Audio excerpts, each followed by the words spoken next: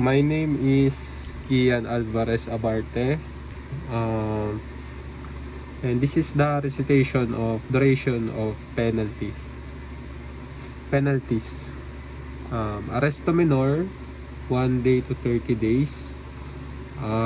Arresto mayor, 30 days and 1 day to 6 months. Distero or suspension, 6 months and 1 day to 6 years. Presyon correctional, 6 months and 1 day to 6 years.